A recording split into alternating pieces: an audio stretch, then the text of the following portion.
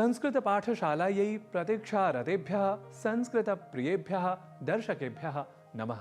अहमस्मि नारायणदत्तमिश्रः। अद्य वयं पुनरपि संयुक्ताक्षरम् आधृत्य अशुद्धप्रयोगान् शुद्ध्यर्थं जानीमः।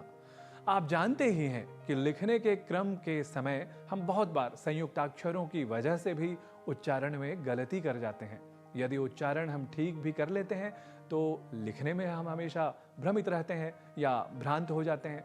जैसे विद्या को विद्या, विद्यालय को विद्यालय हम बोल जाते हैं।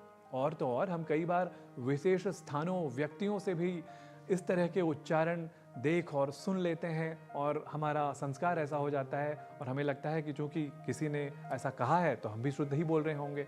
जैसे एक प्रसिद्ध उदाहरण है विश्वविद्यालय, जिसे आप अक्सर सुनते होंगे विश्वविद्यालय के रूप में, जो कि गलत है। इसका शुद्ध उच्चारण विश्वविद्यालय ही है।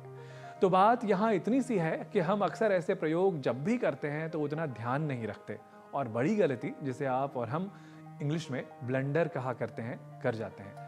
कुछ और उदाहरणों पर हम ध्यान देते हैं जहां संयुक्ताक्षर हमारे लेखन और वाचन में भ्रम की स्थिति में हमें डाल देते हैं। हमें तो यह कहना चाहिए कि हम अक्षर विन्यास या संयुक्ताक्षर पर प्रमाद कर जाते हैं और लिखने व बोलने में अशुद्ध प्रयोग करने लग जाते हैं। तो जैसे एक शब्द है शुद्ध, जिसे हम और आप शुद्ध, या जहां पर ध पहले और द बाद में, इस रूप में हम प्रयोग करते हैं और कई बार इसे ही शुद्ध बोल देते हैं।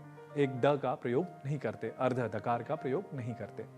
और ऐसे ही एक शब्द है उज्ज्वला, जिसे हम शीघ्रतावश उज्ज्वला ऐसा लिख जाते हैं, जबकि शुद्ध तो उज्ज्वला ही होता है। उज्ज्वला यह शुद्ध रूप है, यह जानने के बाद हम अनुकरण का सिद्धांत चूंकि हम कर लेते हैं, एक संस्कार विशेष आ जाता है। वो संस्कार आता है एक शब्द से। एक शब्द है प्रज्वलन या प्रज्वलित। तो हमें लगता है कि इसमें एक ज अतिरिक्त रूप से, जैसे उज्ज्वला में है, उसी तरीके से हम यदि यहाँ डाल दें तो प्रज्वलित, एक जकार अधिक, इस तरीके से आ जाए तो वो शब्द जो है वो शुद्ध हो गया। तो ऐसे में फिर से हमें बैक टू द बेसिक के सिद्धांत की ओर आना होता है, यानी अक्षर विन्यास या मूल शब्द की ओर हमें अधिक ध्यान देना होता है। और जैसे ही हम इस पर ध्यान दे देते हैं तो हम ये जानते हैं कि उपसर्ग है, उपसर्ग के बाद एक ज्वल धातु है।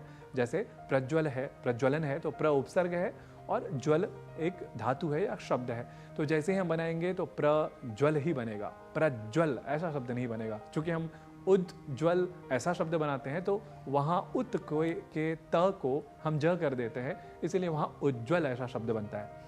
तो हमें ये बड़ा ध्यान रखना होता है कि कहाँ अनुकरण करना है और कहाँ अनुकरण करते वक्त भी ग्रामर का, व्याकरण का ध्यान। तो सीखने का क्रम इसी प्रकार चलता रहेगा।